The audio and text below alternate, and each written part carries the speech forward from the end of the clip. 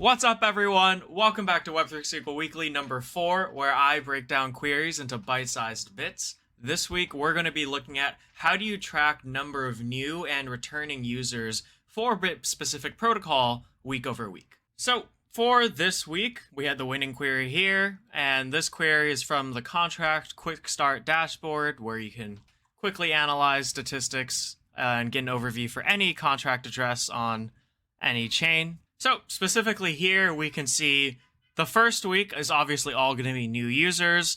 And then every week after that, you can see the old users are growing and new users are shrinking in OpenSea's case. There's quite a few different ways to define a user in crypto, right? So the way that we're going to be defining it today is the user has to be a wallet.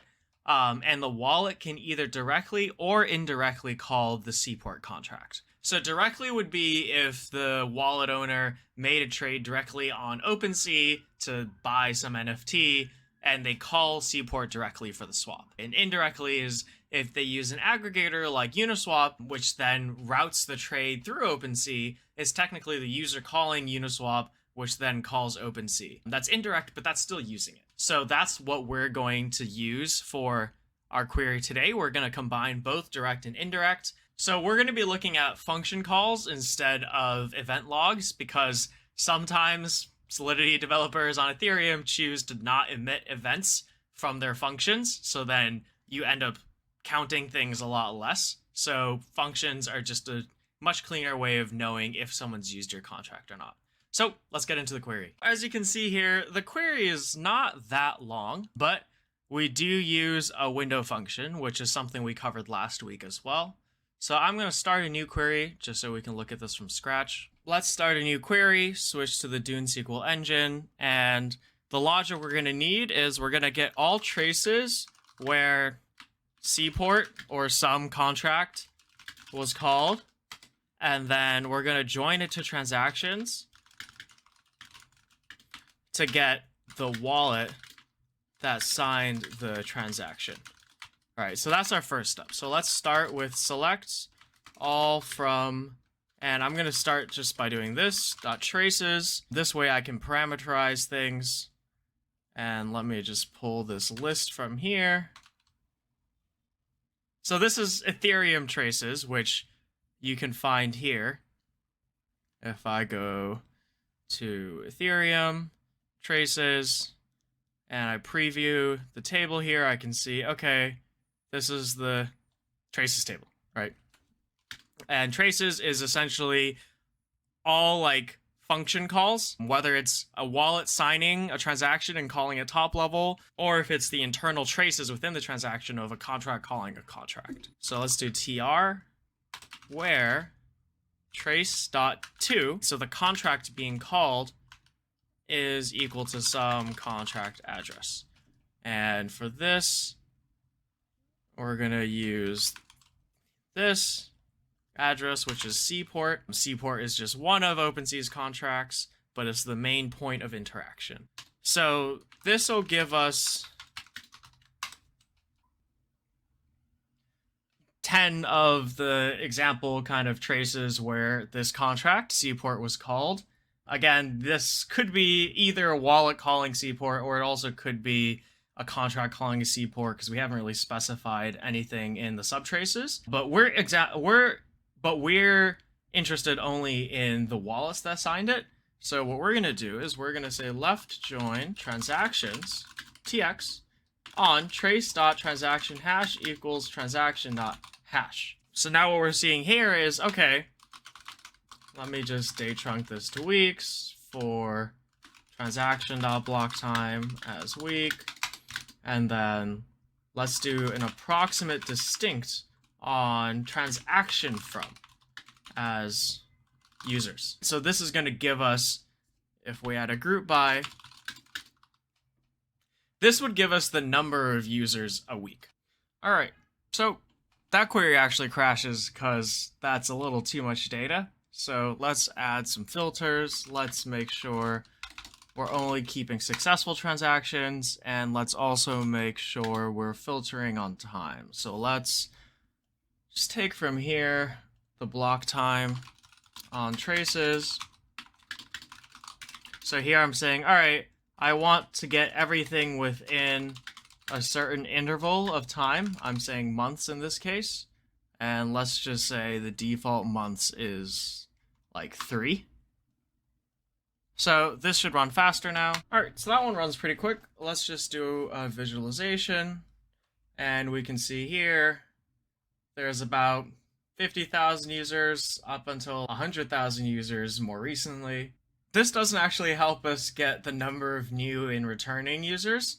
Instead, to do that, we want for every single week, let's just get the distinct week and user. Cool, so this is gonna give me basically for every single user, it's gonna give me every single week that the user came. Or put another way around, every single week, it's gonna give me all the users that came and used the app. All right, so let's say this is with base as, I'm just gonna put this into a CTE so it's easily referenceable. And now I need to do for every week and every user, I'm going to explain this in a second, but I want to get if it's the first time the user came, or the second time, or third, or fourth, or fifth time, starting from the first week. So I'm going to partition by user, and I'm going to order by week ascending as times used from base. What is this doing exactly? A window function, and I covered this in last week's video as well, essentially allows you to do some sort of operation over a window. And a window here means, okay, if I'm partitioning by user, every single user's like data basically in this table goes into its own window. And now it's, okay, I want to order the window by week ascending. So then I get, all right, for a specific user, it orders it, and I want to add a row number, right? So starting from the first week to the last week, it counts up from 1 to 2, 3, 4, depending on how many times they visited. So with this, I can put this in a subquery, which is the same as a CTE. And what I'm going to do is say, all right, for every single week, if the times used is equal to 1, then they're a new user. Else, they're an old user. And as user type, and let's do a count. And let's do a group by 1 and 2. I'm getting for every single week and for every user type, get me the count as num users. So reading from start,